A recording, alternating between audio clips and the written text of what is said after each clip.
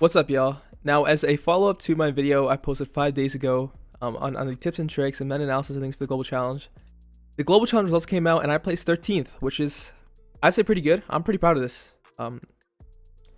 Objectively, one of the harder tournaments in tournament cycle, right? Like, it's a little bit different from the regionals where it's the whole world, all of Japan, anyone from every country competing in the same tour. Limited amount of games, right? Like, I think it's pretty cool. Especially again among everyone in the world. Like, there's some really cool players above me. So yeah, I'm really proud of 13th. And as y'all know, for points, after the tournament results are posted, they removed the Japanese players for points. Sorry, not the Japanese players. All the Eastern players from points. All the Korean, Japanese, Asian players. They removed from standings. So after the Japanese players are removed, I will be in the 8th position, which is pretty cool because I get top 8 points, which is really helpful for the World's Invite. It's pretty cool overall to say they get top 8.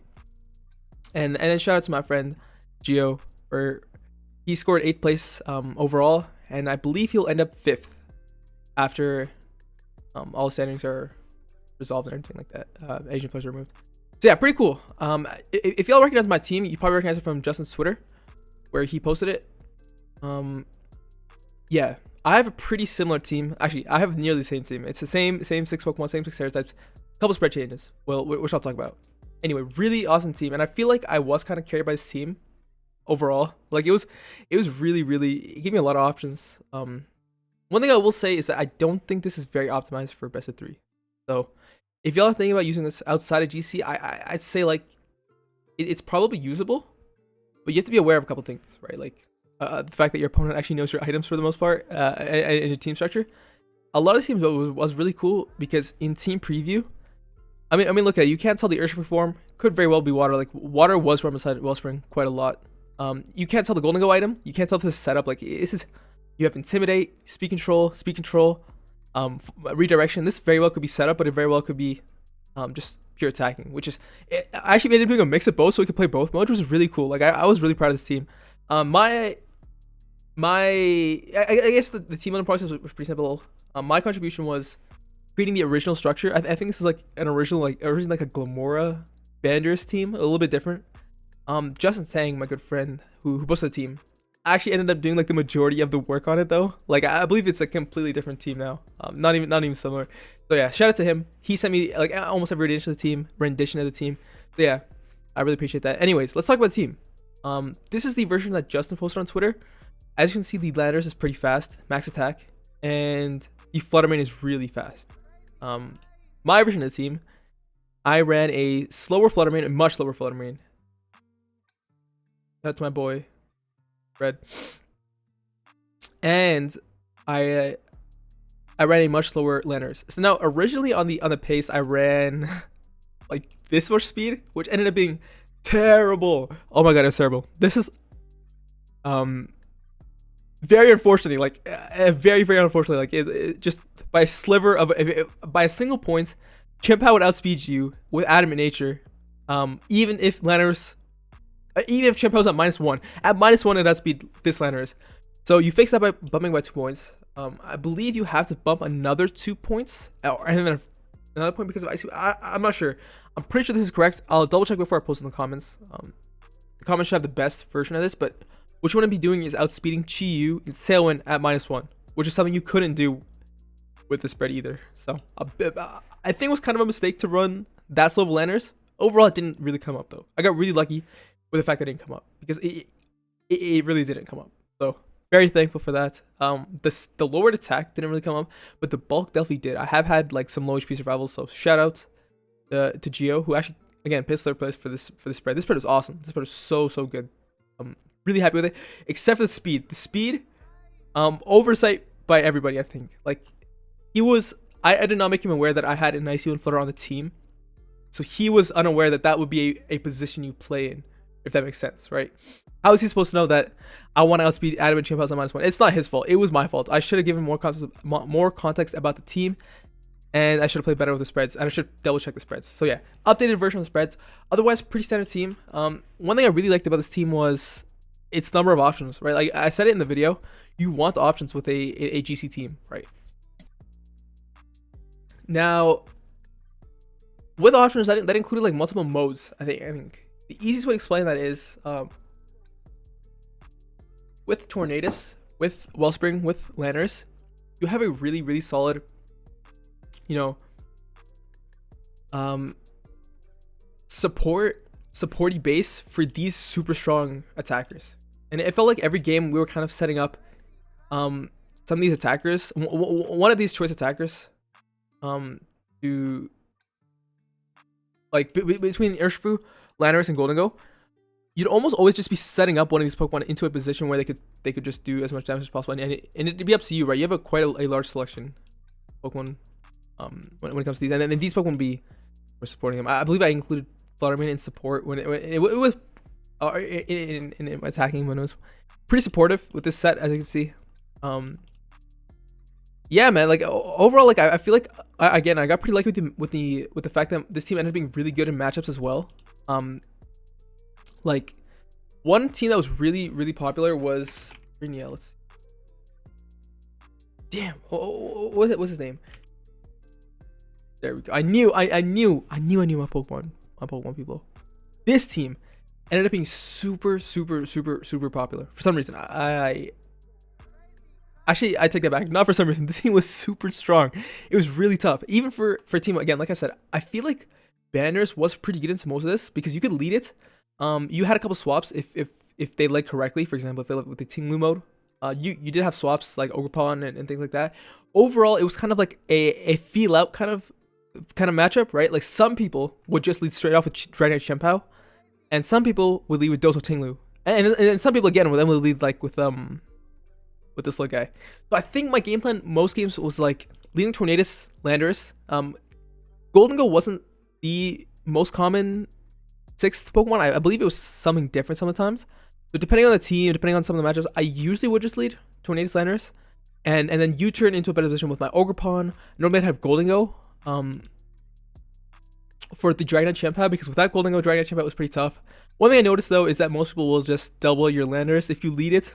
Kind of habit. So what I do is I just protect Landorus, go into Gholdengo, and then I was in a much better position. I normally Nasty Plot, and then Terra Stable my Tornadus if I felt like they were gonna stay in with their Dragonite, which was a lot of the time. So yeah, I feel like again, as I'm saying this, like you're beginning to realize that it's just a lot of counterplay potential I had with this team.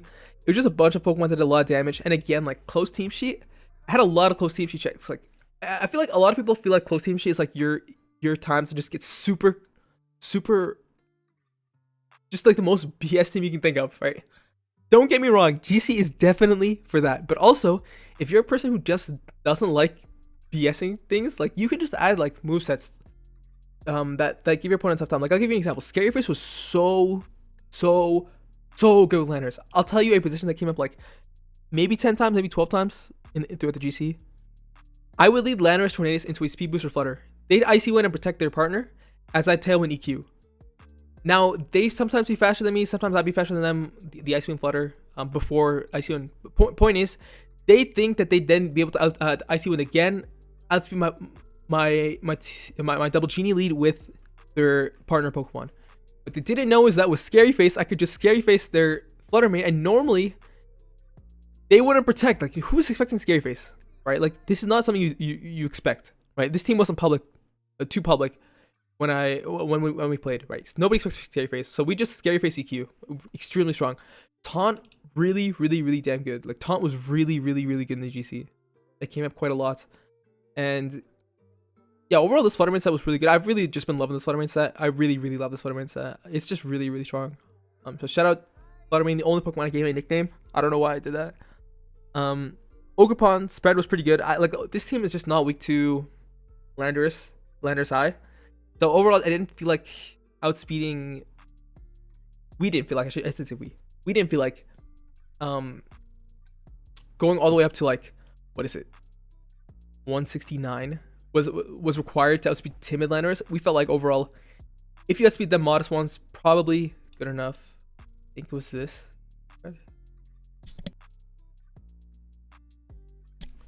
It was like this. Perfect. Anyways, yeah, really good. Ogerpon never bad. Banders was the MVP. If I had to give MVP to anyone, it'd be this Landers. I just led Tornadoes Landers so damn often. It was so good. It's so good. There's very few checks in this format, I'd say. Very few checks. I feel like this format is pretty ground weak. Which is why we've seen the introduction of Landers I in this format quite a bit. And Landers I Tornadoes is a pretty strong combo. I just felt like I feel like ban Landers was my initial idea on Tailwind. I just feel like it just pairs really nicely with Tailwind, right? Like this moveset is really nice with the defense of Terra. I feel like a lot of people have forced themselves to just Terra Blast Landers, but it feels like this is such a strong set of 4 moves that fit so many situations. And then you can run a defensive Terra on top of that. You don't have to run Terra Flying anymore and lose a Chip out, right? So yeah, and then the Golden Gold set, I kind of alluded to this, like you can't tell what it is in team preview. This set was everything. This set was so good, completely made by Justin Tang. Beautiful set. It was so damn good in the GC. I'd lead it beside Ogerpon, and I'd have so many plays, right? Like one thing is, most people assume you'll nasty plot when you lead it beside like Landorus, or when you lead it beside Ogerpon, like without looking at your people won't take a second look at your team, right? Like if you take a look at this team, it is pretty like you can make a pretty good argument for the fact that it's just boosting item on an offense team with Icy Wind, with Follow Me. It just probably is boosting item. But then again, your opponent doesn't know that, and when you lead like such a passive lead like Ogerpon and Golden Gold, to be honest, that is pretty passive when your opponent isn't aware of the fact that your Life Orb nearly max special attack. So yeah, in those positions, I normally just go for Terra Steel, make it rain, like, and they wouldn't expect it, right? They definitely would not play around that. I lead it into, I do the same thing to Wide leads. Like a lot of people expect to respect Wide Guard, especially when their Pokemon are out. Like I think Gallade was a really big example of this. Every time I led into Gallade, I just Terra Steel, make it rain, because the Gallade players, like, they don't really expect it, and like my question is, who would, right? Because like it's so obvious that Wide Guard is such an obvious play that it's, you know, whatever. I guess like now I'm doing like the theory modding shit. Like it's not. My point is, Golden Go was amazing. Golden Go was amazing when you're able to so quickly swap around modes. Like so easy, I could go into a Golden Go. I'm forgetting this Pokemon saying Momo. Golden Go Fluttermane mode. I could go with the Golden Go Tornadoes mode. I could go Golden Go Ogerpon mode and just spam Make It Rain. On top of that, there were so many game plans where we would lead Landorus, Golden Go, U-turn into Ogerpon, Nasty Plot, and then play from there. Or U-turn into Tornadoes and play from there, right? Like, it was really solid. So yeah, I see like Landorus number 1, Golden Go number 2. Really solid Pokemon. These two were so good. So good. I'm so happy I locked these sets. Yeah. Anyways, yeah, I guess like overall, like once again for the team, I feel like we just picked a team that was really good into what was overall strong in the meta. Like Rageable is really strong right now, and most of them survive regular Stomach Tantrums, regular EQs, even beside Chimpao from Landorus. But they don't survive is banned EQs, and people don't realize that, and they don't play around it, because who is expecting ban EQ, right? Like, I guess like there's plays you can make and plays you just don't cover for, right? Like ban EQ is just such a random thing to cover for. I guess that's as far as I'll go. Again, it's like another close team sheet like thought experiment where if you think too hard about it, there's no real answer. But like, yeah, that is gonna compensate some of my tips when I want to talk with y'all. Just click your damn moves, right? Like people are not expecting these sets. Even if my Landorus was like Choice Scarf, for example, my opponent is completely unaware, and they have to play around the fact that it might be Choice Scarf, might be Ban, might be Protect. Yeah, my point is abuse the fact that this is close team sheet, and I'm really happy I locked a team like this because that's exactly what I did. So yeah, team will be in the comments. I guess let's talk about what this means to me just in general. Like, no, that's after this. That's after this. No, that's after this. Let's talk about some GC tips, and like, I guess like it's like a post GC thing, where we just talk about like GC tips and like what went right for me and what happened. I guess like once again the team choice really carried. Again, having so many options is just really broken on a GC team, right? So my I guess my advice to you, once again, I'm kind of repeating this advice, but it really worked for me this time. Just lock a team that's, you know, you feel like you have options, you feel like you have a good matchup spread. That's another important thing. Good matchup spread is very important. So lock a team that has a good matchup spread. Lock a team lock a team that has options, right? And a team with options just looks like, you know, it shouldn't feel like there's any particular lead that can completely throw you off. For example, like a team like this, I have so many options. Like it's kind of hard to explain what an option is to like a non-competitive player, which is kind of what I'm trying to do. Let me think about this. What is an option? An option is like a mode of playing the game, I guess. A more commonly people see this as leads. I think if I'm thinking about this correctly, a lot of people see this as your lead, right? Your options to lead. A lot of teams these days don't have very many options, and I guess I won't get into examples. Like I did use a couple examples. I guess like Trick Room is pretty good.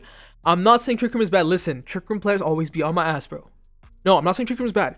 I'm just saying in a global challenge setting, post team sheet, Trick Room can be extremely hard to pilot because of the fact that hard Trick Room is specific. Hard Trick Room is specific. I'm not talking about all Trick Room. Hard Trick Room is specific. Can be very, very tedious to play because of the fact that if your opponent has a single correct check to your lead, you could just lose the game, right? Like, for example, in close team sheet, how are you supposed to beat the fact that your opponent has imprisoned, right? And you lead Trick Room, your opponent imprisons, what do? There really is no counterplay.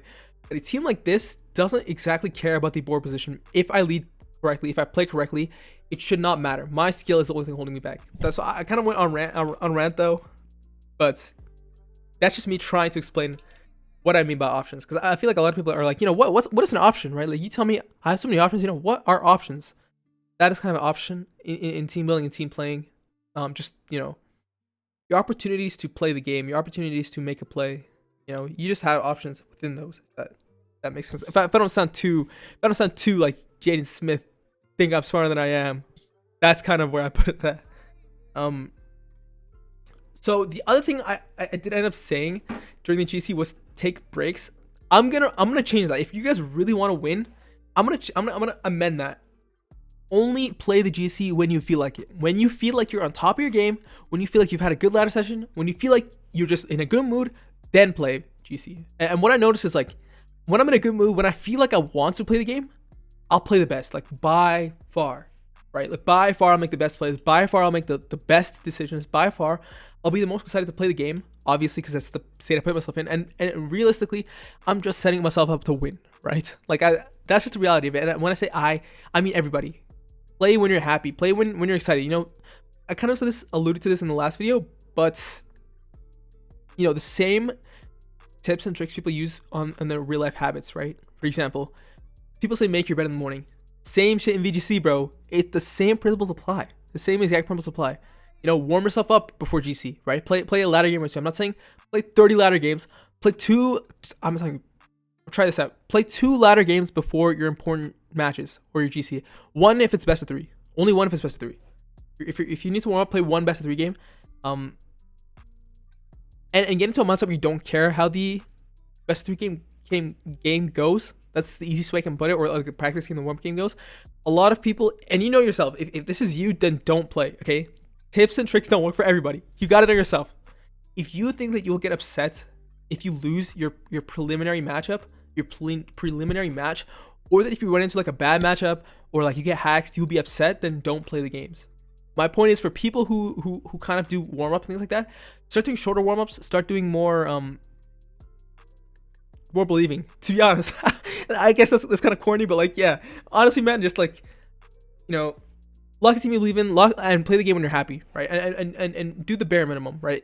Make sure you're not sleepy when you play. Make sure you're not fried when you play the game. Make sure you're not like, your internet is as good as it can be when you play the game. And the other thing is, like, I guess if this is kind of technical, I guess since the new update, a lot of people have been crashing. Like, I even crashed during one of my GC games, and I don't remember if it counted for points because I kind of have been doing like a little bit of a mindset change where it's like, if I don't see, I don't believe it. I was kind of not looking at my points to avoid, because I was pretty upset. Obviously, you get pretty upset when you DC. So I wasn't checking my points. I did DC once. I don't know if that affected my score. I hope not. But DCs were so common. Everyone DC'd this GC. So I've heard that the counter to that, and it was kind of working for me, I didn't DC after, was after about every 5 to 7 games, just restart your Switch. Or even restart your app if you don't feel like restarting your whole Switch, because the game kind of has been ruining RAM, like something with the RAM, whatever. I don't know what I'm saying, bro. I'm not that smart. Point is, I amend take breaks into, if you really want to win, just play only when you're happy. Just only play when you're happy, bro. That's like, it's kind of weird, but like, when you can do that, bro, honestly, the game becomes way easier. All right, finally, I gotta take a sip of water because y'all are not gonna like this. Y'all are not gonna like this tip.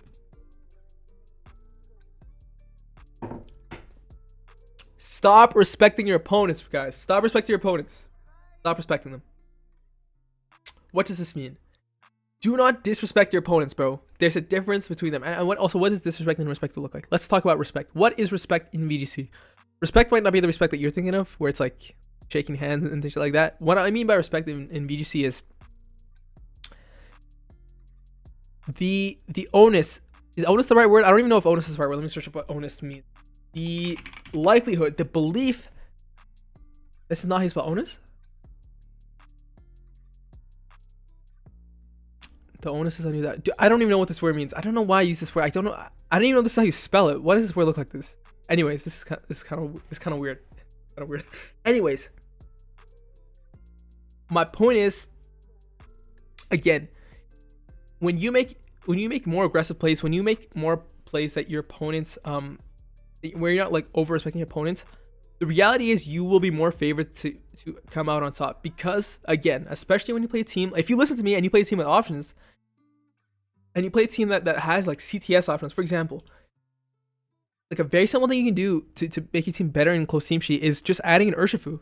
Like it's something as simple as that, right? Like your opponent cannot tell which Urshifu form you have, and now they have to bring checks of both versions. Like that is pretty hardcore, right? Like that's pretty strong, you know. Or bringing a team with an unexpected item choice. For example, Choice Band was really good, like because no one expected Choice Band. Life Orb was really good because I could play with both modes, right? Like again, like Taunt was really good. Playing to both your close team sheets and just playing well. Again, playing to your close team sheet win conditions and recognizing that your opponent does not know what you have. I'm kind of babbling, but here I'll give you an example. So often I would lead Tornadus Landers into Raging Bolt Chien-Pao. And what I did at the very start is, and I have messages with Justin Tang where I was like complaining about it. I would kind of over respect my opponent and I'd U-turn the Chien-Pao and kind of go into either my own Golden Go or my own Ogerpon or my own Urshifu. Point is, I'd over respect them, and what they'd always end up doing is they wouldn't Terra, they wouldn't protect, they wouldn't do shit. They just stay in, bro, because bro, no one expects Choice Band, and it was kind of sad, bro. It's kind of a sad moment to be sitting there like, damn, I could have won the game on turn 1, but I'm too stupid. I'm talking about myself here, of course. I'm the stupid one.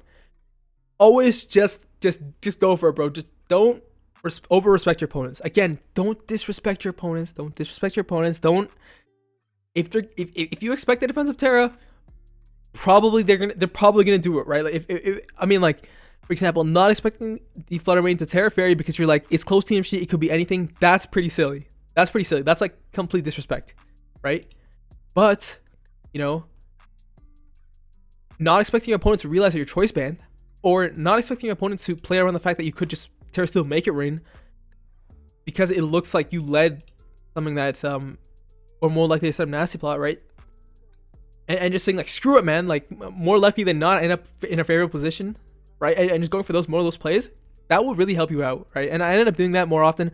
I ended up just winning my games, bro. I ended up telling my friends, bro, you know what, bro, with this team, just click Tailwind EQ, just Tailwind EQ. That's literally what I do. Tailwind EQ, Urshifu, Flutter Mane in the back. Of course, when it made more sense, I'd bring the other two, but yeah, just playing your team smart. Just play the game smart, man. Play the game with I don't know. This is the part of the video where I'm just probably gonna cut it off. If you're a normie viewer, I'll see y'all in the next episode. I appreciate y'all letting me ramble about my team and the GC. Otherwise, I really just want to get into like why the GC was a little bit tough for me and like speaking to other people who are like not very good at GC, because I'm not very good at GC. Let me be completely honest. I'm not very good at GC, and I'll tell you why. Let me take another sip of water, bro. I'm getting ranty, bro. I'm getting ranty. I started the game in best of 3, and best of 3 open team sheet as well. Well, I don't. Everyone started the game in best of 3. What am I talking about? I started the game in open team sheet, right?